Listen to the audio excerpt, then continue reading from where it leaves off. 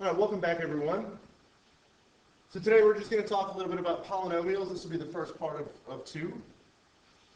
In this section, we're just going to learn how to classify polynomials, how to determine the degree, the leading term, and the leading coefficient of a polynomial, how to use the leading term test to determine the end behavior, how to calculate the zeros of a polynomial in factor form, and how to calculate their multiplicities. So a polynomial is given by this generalized function here, and it looks really confusing. But basically it just means we have whole numbers, we have x raised to whole number powers. Right? All the exponents are whole numbers. All the values of a are just coefficients, right? So they can be any real number. When we classify a polynomial, we do so based on their highest power. And so if the highest power is x to the 0 power, then we call that a constant polynomial. If it's x to the first power, then it's linear. You should be familiar with those. If it's x to the second power, then it's quadratic. You should also be familiar with those. If it's x cubed, then the polynomial is cubic. If it's x to the fourth, then the polynomial is quartic. The highest power of x also gives the degree of the polynomial. So, if we're looking, for example, we have a function 7x cubed minus 4x plus 5. The highest power of x is 3, and so it's a cubic polynomial, and the degree is just the highest power of x. And so it's a cubic polynomial of degree 3. The degree is just 3 in that case.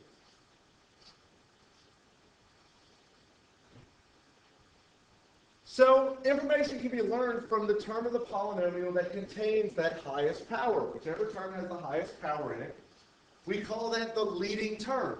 And from the leading term, you can establish the degree based on the highest power of x. But all you really need to know, in this case, is whether it's even or odd. And then the coefficient of the leading term is just the coefficient in front of that x, whatever that power is. And the leading coefficient just has to either be positive or negative. And so what you're looking at here is what's called the leading term test.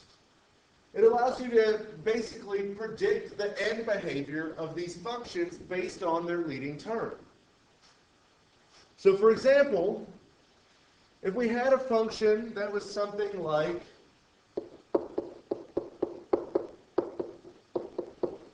f of x is equal to minus 3x squared. Well, let's just say minus 3x squared plus 7x plus 2. Well, in this case, the leading term, the term with the highest exponent, is minus 3x squared. And that means our leading coefficient is negative 3, so the leading coefficient is less than 0. And the degree is even. And so if we wanted to predict the end behavior, so what happens on the edges of each of these graphs, then we would look here where the leading coefficient is less than 0, the degree is even, and that's what our end behavior would look like. So a little squiggly line in the middle says we don't know what happens in the middle, but on the ends of the graph, on the very far left and the far right, they're both going to be going downwards towards minus infinity. Determining what happens in between is a little more complex, and we'll do just a little bit of that. So first we want to just classify these polynomials. We're going to determine the leading term, the leading coefficient, and the degree, and then use that to determine the end behavior. So on the first example, we have f of x is equal to minus 3x cubed minus x plus 4. So the highest power is x cubed, so this is a cubic polynomial. The leading term is the term that has the x cubed, so the leading term is just minus 3x cubed. The leading coefficient is just negative 3. It's the coefficient of the leading term. And in this case, the degree is just 3. Because 3 is the highest power of x. So we got all of that just from looking at the function. Now we want to use the leading term test to determine the end behavior. Our leading coefficient is negative. This is the leading coefficient. Our leading coefficient is negative. The degree is odd. So if we go back to our picture, the leading coefficient is negative and the degree is odd. We should see end behavior that looks like that picture. And so we would expect if we graph this, that it's going to look something like this, right? We don't know what happens in the middle, but we know on the edges, as you go to negative values of x, it's going to be increasing. Or if you go this to the left, it rises, to the right, it falls. Now we look at our second example. We have f of x plus minus 3.5 x to the fourth plus x to the fifth plus 0.1 x to the sixth. And so if we look at this, we can't classify this one because we didn't go up to the sixth power. But our leading term is 0.1 x to the sixth. Our leading coefficient is just 0.1, and the degree is 6.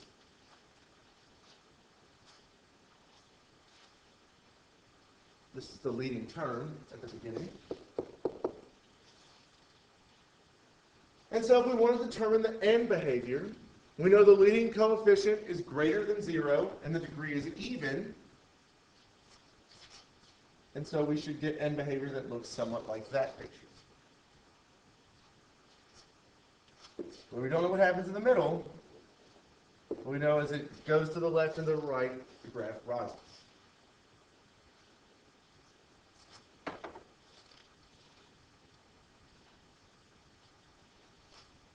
Now to figure out what's going on in between the edges, in between the end behaviors, we have to determine what's called zeros and their multiplicities. The zeros of a polynomial, as you saw with quadratic functions, the zeros of a polynomial will tell you where the graph crosses or where it touches the x-axis. To determine the zeros, just take the factored form of the polynomial and set each factor to 0. What we then call the multiplicity essentially refers to the number of times that a particular zero is in the function. So for example, if we're just looking at f of x equals x plus 1 and x minus 2, if we take x plus 1 and set it equal to 0 and solve, we get x equals negative 1.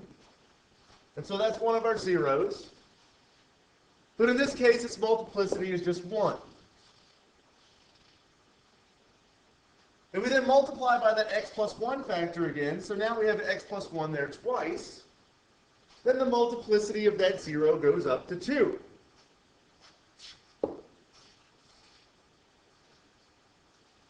When you're talking about the multiplicity of a 0, what you're really looking at is the exponent. If we rewrote the second example and put those x plus 1's together, it would be x plus 1 squared. That squared is telling you the multiplicity. If they're not written together like this, just count. How many times does that x plus 1 show up?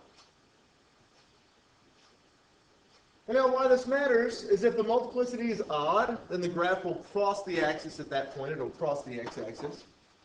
When the multiplicity is even, it'll just touch the axis and bounce off.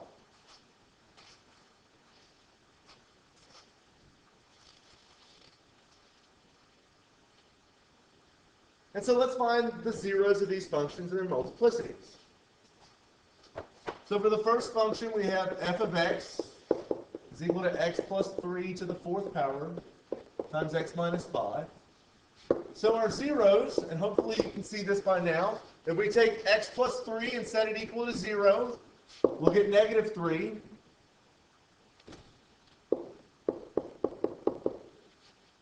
And the multiplicity comes from the exponent, which in this case is 4. If we take x minus 5, and set it equal to 0, we'll get x is equal to positive 5.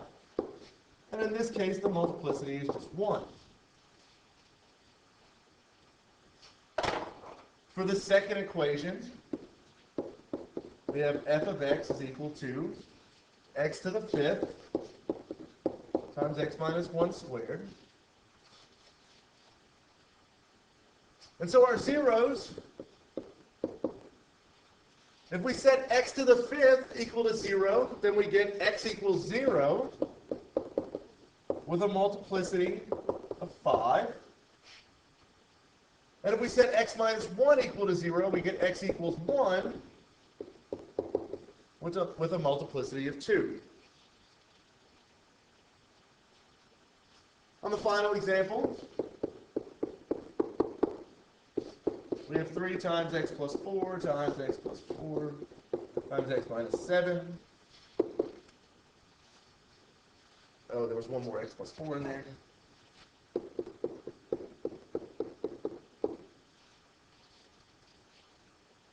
And so now from this, it's real obvious to see the zeros are going to be x equals negative 4. And it has a multiplicity of 3 because it shows up 3 different times. And the other zero is going to be x equals positive 7 with a multiplicity of 1. So just take these factors and set them equal to 0. And then count how many times the factors show up. And that will give you your multiplicity.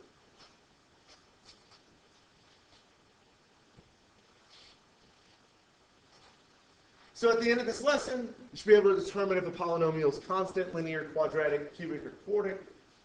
Determine the degree, the leading term, and the leading coefficient. Use the leading term test to determine the end behavior. And then you should be able to determine the zeros and their multiplicity.